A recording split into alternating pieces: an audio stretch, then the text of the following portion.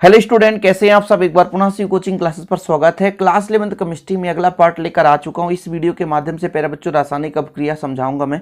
रासायनिक अपक्रिया वास्तव में कहते किसे हैं और इसमें जो प्रकार है जैसे संश्लेषण अपक्रिया, 4 जो रासायनिक अपक्रिया हैं आपके चैप्टर 1 में जो एग्जाम की दृष्टिकोण से काफी महत्वपूर्ण है। संश्लेषण अपक्रिया, संश्लेषण में क्या होता है, संयोजन जिसे बोलते हैं प्यारे बच्चों, वो दो या दो से अधिक अभिकारक आपस में जुड़ते हैं। वियोजन अपक्रिया, टूटना होता, प्रतिस्थापन मतलब एक दूसरे को विस्थापित करना, और द्विविस्थापन, ये 4 अपक्रिया पढ़ेंगे। लेकिन बेसिक के साथ हम कोशिश करते हैं आपको समझाने का, और इसके पहले जो भी वीडियो है वो आपको प्लेलिस्ट में मिल जाएंगे। तो यदि आप पहली बार चैनल पर आए हैं तो चैनल को सब्सक्राइब कर लें। 11th क्लास का स्पेशल ये चैनल है ताकि आप लोग अच्छे तरीके से तैयार कर सकें।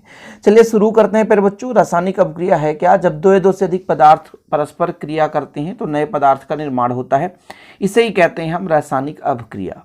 जैसे प्यारे बच्चों आप लोगों ने पढ़ा होगा कली का चूना CaO, ये कली का चूना होता है, इसमें डालते हैं पानी H2O तो ये बनाता है कैल्शियम हाइड्रोक्साइड CaOH का होल ट्वाइस। ये कैल्शियम हाइड्रोक्साइड बना देता है, प्लस ऊष्मा होता है। ऊष्मा छिपी अपक्रिया है। आप लोग सबसे बेस्ट एग्जांपल आप अपने घर में देखे होंगे, कभी आप घर के या मकान है आपके पास तो मकान की पुताई के लिए चूना लाया जाता है। चूना पत्थर जिसे बोलते हैं, कली का चूना, उसमें जब हम पानी डालते हैं तो बुझा हुआ चूना प्राप्त होता है कैल्शियम हाइड्रोक्साइड। ये कैल्शियम है, OH का होल ट्वाइस यानी कैल्शियम हाइड्रोक्साइड। CaO ये कली का चूना था, इसमें H2O मिला दिए, पानी मिला दिए, तो जब कैल्शियम ऑक्साइड और H2O आपस में क्रिया किया तो चूना पानी बना जिसे हम कैल्शियम हाइड्रोक्साइड कहते हैं, प्लस ऊष्मा निकलता है। तीव्र रिएक्शन होता है। जैसे आप कली के चूने में पानी डालोगे तो तेजी गति से ऊष्मा उत्पन्न होगी। यदि कमजोर घड़े में यदि आप इसको रख दें और पानी डाल दें तो घड़ा भी फूट जाता है, उबाल मारता है। यदि आप हाथ डाल दें तो हाथ भी आपका जल जाएगा। ऊष्मा छिपी अपक्रिया होती है। तो इसमें दो पदार्थों को आपस में मिलाया और इसको मिलाने के फलस्वरूप हमने देखा कि एक नया पदार्थ प्राप्त हो रहा है। एक नया पदार्थ प्राप्त हो रहा है यानी दो या दो से अधिक पदार्थों को आपस में मिलाने से एक नए पदार्थ का निर्माण होता है। तो इसमें जो भी क्रिया विधि होती है प्यारे बच्चों, इस क्रिया विधि को, इस घटना को हम रासायनिक अपक्रिया कहते हैं। यानी रसायनों के बीच आपस में जुड़ना, टूटना, बिछुड़ना, ये सब क्रिया क्या कहलाता है, रासायनिक अपक्रिया कहलाता है। आप लोग देख लिए एग्जाम्पल के तौर पर, और आप देख सकते हो लोहे में जंग लगना। लोहे में जंग लगना एक रासायनिक क्रिया है, पदार्थों का दहन, ठीक है। तो ये रासायनिक क्रिया है। कई प्रकार की रासायनिक क्रियाओं का मेथड है कि किस किस प्रकार से रासायनिक अपक्रिया हो सकती है। चलिए फटाफट यहाँ पर देखेंगे, बिल्कुल टाइम लॉस नहीं करेंगे।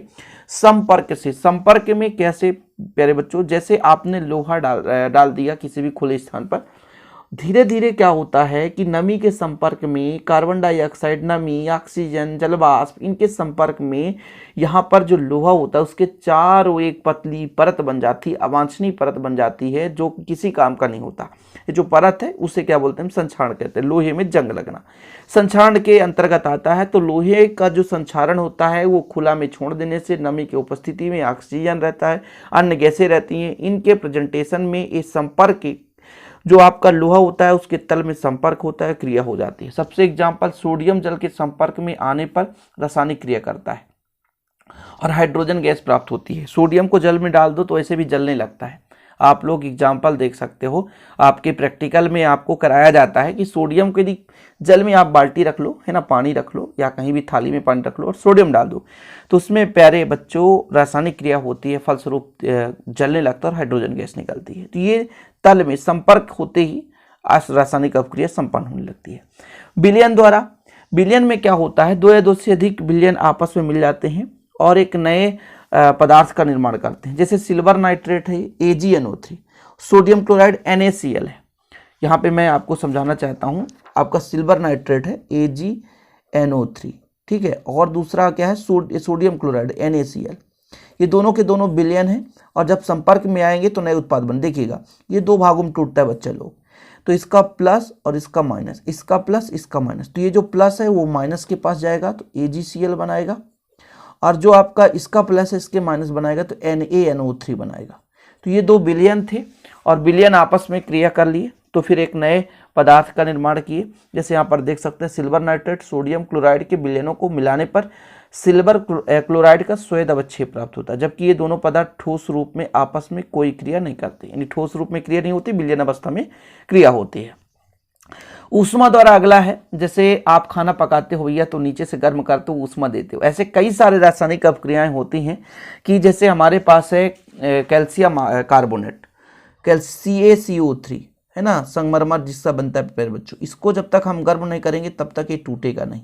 ये कैल्शियम कार्बोनेट है, इसको गर्म करते हैं तो कली का चूना बनता है प्लस कार्बन डाइऑक्साइड प्राप्त होता है। ये कली कैल्शियम ऑक्साइड है, कैल्शियम कार्बोनेट है। तो ऊष्मा द्वारा भी रासायनिक अपक्रिया संपन्न होती है। एग्जाम्पल के तौर पर संगमरमर को गर्म करने पर वो चूना और कार्बन डाइऑक्साइड देता है, साधारण ताप पर एक क्रिया नहीं होती। मतलब जो आपका संगमरमर एक पत्थर है भैया, यदि कैल्शियम कार्बोनेट चट्टान है, चट्टान को तोड़ने के लिए हम क्या करेंगे, गर्म करेंगे तो कैल्शियम ऑक्साइड अलग हो जाएगा, कार्बन डाइऑक्साइड अलग हो जाएगा।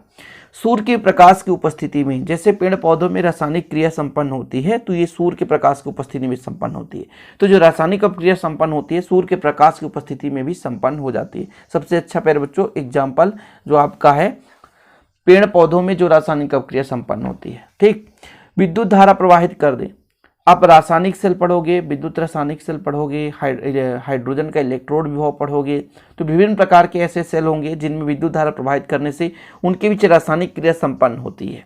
जैसे आम लोग क्षार मिले जल में 2 इलेक्ट्रोड लगाकर विद्युत धारा प्रवाहित करने से हाइड्रोजन और ऑक्सीजन गैस निकलती है। ये केवल मेथड है कि इन विधि से हम आप आगे चल करके जो केमिस्ट्री में है आप रासायनिक अपक्रिया पढ़ोगे, सिंपल है। इसके कुछ एग्जाम्पल है।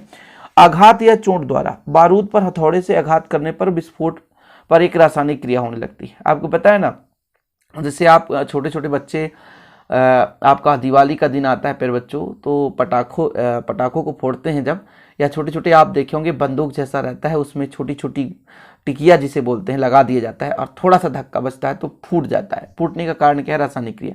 या ऐसे छोटे छोटे आते हैं ऐसे, मतलब आपके पटाखे कि आप जमीन पे फेंक दो तो फूट जाता है। ऐसा होता है कि नहीं होता? हाँ होता है। तो धक्का भी लगाए तो उसमें कुछ ना कुछ रासायनिक अपक्रिया संपन्न होती है। रासायनिक अपक्रिया संपन्न होने के फलस्वरूप ही विस्फोट होता है। ध्वनि कंपनों से होता है। इसी प्रकार उत्प्रेरक के द्वारा, उत्प्रेरक तो सबसे महत्वपूर्ण है। उत्प्रेरक क्या कहलाता है मैं आपको बता देना चाहता हूँ। जैसे कोई भी रासायनिक अपक्रिया संपन्न कराते हैं तो रासायनिक अपक्रिया संपन्न कराने में जो प्रेरित करता है, जैसे आप पढ़ रहे होते हैं, किताब को लेकर पढ़ाई कर रहे हैं, आपको समझ में नहीं आ रहा है, आप किसी से भी पढ़ रहे हैं, एक तीसरा व्यक्ति आपके पास आया और आपको उत्प्रेरित कर रहा है कि बेटा ऐसा नहीं ऐसे पढ़ाई करो। आपका मन नहीं लग रहा है पढ़ने में, आपका ध्यान भटक रहा है, तो फिर कोई व्यक्ति आता है और आपको बोलता है बच्चा ऐसे नहीं ऐसे पढ़ाई करो, तो आपका मन थोड़ा सा बढ़ जाता है, तो उत्प्रेरक होता है। या कि कोई व्यक्ति आपको बोला अरे बेटा पढ़ने लिखने में कोई फायदा नहीं, चलो खेलने चलते हैं, मजा तो खेल में है, तो फिर आप वहां पर, वो भी एक उत्प्रेरक ही है, लेकिन उत्प्रेरक वर्धक का कार्य ना करके उत्प्रेरक विष का कार्य कर रहा है। वर्धक मतलब बढ़ाना, आपको कोई बढ़ा रहा है तो उत्प्रेरक वर्धक कहलाएगा। लेकिन वहीं पे आपके कार्य को कोई घटा रहा है, आपको डिमोटिवेट कर रहा है, तो वो उत्प्रेरक विष कहलाएगा, यानी विष का काम कर रहा है। तो यदि आपको कोई बढ़ाए, आपको प्रेरित करे कि आप अच्छा काम करो, तो उत्प्रेरक वर्धक कार्य कर रहा है। लेकिन वहीं पे आपको यदि कोई कह दे कि भैया ऐसा नहीं ऐसा करो, फिर वो उत्प्रेरक विष का काम कर रहा है। तो उत्प्रेरक वर्धक भी होता है, उत्प्रेरक विष भी होता है। तो उत्प्रेरक के द्वारा रासायनिक अपक्रिया संपन्न होती है। लेकिन उत्प्रेरक क्या होता है, जैसे आप पढ़ाई कर रहे होते हैं, पेपर आपको देना है, टीचर आपको केवल प्रेरित कर सकता है, चाहे तो बना दे चाहे तो बर्बाद कर दे, समझ रहे हो ना भाई। गलत पढ़ा देगा तो गलत हो जाएगा, पेपर में गलत हो जाएगा आपका। तो टीचर एक उत्प्रेरक का कार्य करता है, बाकी आपके पेपर में भाग नहीं लेगा। इसी प्रकार रासायनिक अपक्रिया में जो उत्प्रेरक है अपक्रिया की दर को बढ़ा सकता है या घटा सकता है, लेकिन ऐसा नहीं है कि खुद जाकर के मिलकर क्रिया करने लग जाए, ऐसा नहीं होता, समझ रहे ना। चलिए आगे देखते हैं, जो कि काफी इंपॉर्टेंट आज के इस वीडियो का। तो सबसे मेन मोटिव भैया यही है कि रासायनिक अपक्रिया के 4 भाग जो हैं, इनमें से क्वेश्चन आता है संश्लेषण अपक्रिया क्या है। सबसे पहले तो इसका दूसरा नाम आप समझो संयोजन। संयोजन मतलब योग हो जाना, 2 पदार्थ को आपस में मिलाया, सीधा योग हो गया और योग होकर के एक नया पदार्थ बना लिया, सिंपल है। संश्लेषण मतलब संयोजन, सिंथेसिस जिसे बोलते हैं इंग्लिश में, सिंथेसिस। तो जो आपका संश्लेषण अपक्रिया है, इसका दूसरा नाम संयोजन अपक्रिया होता है। संयोजन मतलब जुड़ जाना, 2 या 2 से अधिक पदार्थ को जब आपस में मिलाया जाता है तो ये आपस में संयोग करके एक नए पदार्थ का निर्माण करते हैं। तो इस अपक्रिया की विधि को संयोजन अपक्रिया कहते हैं या संश्लेषण अपक्रिया कहते हैं। एग्जाम्पल में यहाँ पर आप देख ही सकते हो, ज़्यादा कुछ समझाना नहीं है। आप लोग विधिवत यदि नोट्स बना रहे हैं तो अच्छी बात है। यदि नोट्स नहीं बनाना चाहते हैं, प्रॉपर रूप से हमारा नोट्स लेना चाहते हैं, इसके लिए छोटा सा कॉस्ट है, 100 रुपये, आपको बेहतरीन नोट्स दिया जाएगा। Mg+O2 MgO बनाता है, मैग्नीशियम ऑक्साइड। संश्लेषण अपक्रिया है, Mg+O जब क्रिया करता है तो MgO बनाता है। देखो ना, यहाँ पर मैग्नीशियम था, ऑक्सीजन क्रिया करा है, सीधा जुड़ गया, कुछ नहीं, सीधा जुड़ जाना है। तो ये आपका संश्लेषण हो गया। अपघटन मतलब टूटना, दिल का टूटना नहीं कि बोला सर दिल तो टूट गया, कहां जाए। टूटना मतलब एक हमारे पास रासायनिक पदार्थ है, जब इसको हम गर्म कर दें तो ये टूटेगा। तो जब एक ही पदार्थ विघटित होकर के दो या दो से अधिक पदार्थ का निर्माण करता है, तब उसे हम बोलते हैं प्यारे बच्चों क्या, अपघटन अपक्रिया। क्या बोलते हैं, अपघटन अपक्रिया, या उसे कहते हैं विघटन अपक्रिया, ठीक है, या वियोजन अपक्रिया। कौन सी अपक्रिया, वियोजन अपक्रिया। तो आप लिख लो, अपघटन का दूसरा नाम वियोजन है। तो वियोजन में क्या होता है कि इसमें एक पदार्थ वियोजित होकर दो या दो से अधिक पदार्थ का निर्माण करता है। तो अगला हमारा जो है प्रतिस्थापन अपक्रिया। इसमें आप समझ गए ना, जैसे हमने पहला समझाया संयोजन में जो आपने Mg लिया और O2 लिया, ये आपस में सीधा संयोग हो गया और MgO बनाया। बैलेंसिंग के लिए 2 का मल्टीप्लाई कर देंगे, दोनों में बैलेंस हो जाएगा। समीकरण को कैसे बैलेंस करना है इस पर मैं वीडियो बनाऊंगा, बिल्कुल आप चिंता नहीं करना, ठीक है। चलो बच्चा लोग, अपघटन में क्या देखा कि अपघटन में क्या हुआ, कोई एक पदार्थ लिया, इसको गर्म किया या रासायनिक अपक्रिया संपन्न कराया, तो टूट करके दो या दो से अधिक पदार्थ का निर्माण करता है, तो ये अपघटन हो गया। अब तीसरा जो है विस्थापन, प्रतिस्थापन जिसे बोलते हैं, विस्थापन अपक्रिया। विस्थापन क्या कहलाता है, जैसे आप कहीं पे बैठे हो और आपसे थोड़ा सीनियर कोई व्यक्ति आ गया और बोला भैया तुम उठ जाओ, हम यहाँ पर बैठना चाहते हैं, या कोई भी आपसे कोई आदर्श व्यक्ति आ गया तो ऑलरेडी आप सीट छोड़ देते हो। जैसे यहाँ पर कॉपर सल्फेट है प्यारे बच्चों, यहाँ पे जो कॉपर से ज़्यादा मजबूत जिंक होता है, तो जिंक जब आया तो कॉपर बोला कोई बात नहीं भैया आप जाकर बैठ लो, तो जिंक साहब को सल्फेट का जगह मिला और कॉपर भैया अलग हो गया। तो ये जिंक आया और इसको विस्थापित किया कि नहीं, कॉपर को विस्थापित किया कि नहीं, जी हाँ।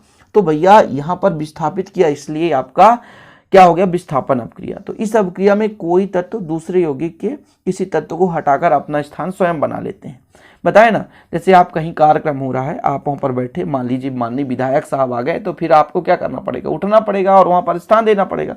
ऐसे यहाँ पर वजनदारी है भाई जिंक का, कॉपर के अपेक्षा जिंक ज्यादा वजनदारी है ना, इसकी ताकत जिसकी क्षमता ज्यादा है, तो कॉपर को छोड़ना पड़ा, कॉपर अपना स्थान छोड़ा, जिंक वहां पर जाकर के जमा हो गया। तो विस्थापित किया ना, कॉपर को हटाया कि नहीं वहां से, तो कॉपर को हटाया, कॉपर को विस्थापित किया, तो यहां पर जो हो गया आपका प्रतिस्थापन अपक्रिया, विस्थापन अपक्रिया।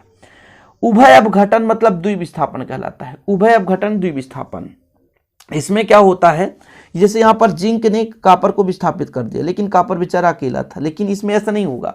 जैसे यहाँ पर सोडियम जो है Ag को अलग करेगा, तो भैया Ag भी मारेगा धक्का, बोले चल छोड़ मैं तेरे को ही अलग कर दूंगा, मैं तेरे साथी के साथ दोस्ती बनाऊंगा। समझ रहे, मतलब यहाँ पर ब्रेकअप और पैचअप वाली सिस्टम है। जब हमने प्रतिस्थापन देखा तो कॉपर सल्फेट लिया और जिंक की क्रिया करा दी, तो जब इसका ब्रेकअप हुआ तो जिंक मेरा चतुर था साला, जिंक आकर के उसके यहाँ पर ब्रेकअप हुआ तो पैचअप बना लिया और कॉपर बेचारा घूम रहा है।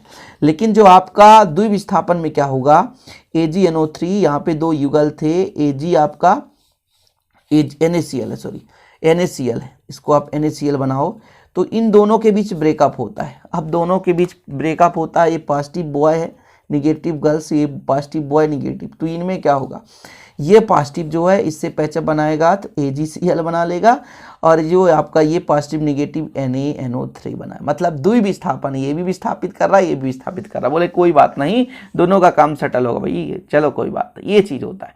तो प्रतिस्थापन में एक बेचारा घूमता रहता है जिसका ब्रेकअप होता है, लेकिन उभय अपघटन द्विविस्थापन अपक्रिया में दोनों का ब्रेकअप हुआ, दोनों अपना स्थान बदल दिए, फिर पैचअप कर लिए, बात बराबर, कोई दुखी नहीं, एंजॉय करते रहो। ये सिस्टम है भैया प्रतिस्थापन और द्विविस्थापन में। तो ये जो आपको मैंने 4 कराया, संयोजन, अपघटन, इन संयोजन के बाद वियोजन, प्रतिस्थापन, द्विविस्थापन, जिसे उभय अपघटन कहते हैं, इनको आप लोग तैयार कर लेना, वेरी इंपॉर्टेंट है। आपके बेसिक केमिस्ट्री के साथ साथ मैं पूरा कंप्लीट कराने के लिए आपसे वादा किया, तो प्लीज आप लोग अच्छे तरीके से तैयारी करते चलें। आपसे कुछ भी नहीं बन रहा, लेकिन आप हमसे हमारे साथ जुड़े रहेंगे तो गारंटेड मैं कहता हूं आपको किसी भी सब्जेक्ट पर डाउट नहीं होगा। वीडियो पसंद आए तो लाइक करना ना भूलें, शेयर करें। मिलते हैं अगली वीडियो के साथ। जय हिंद, वंदे मातरम।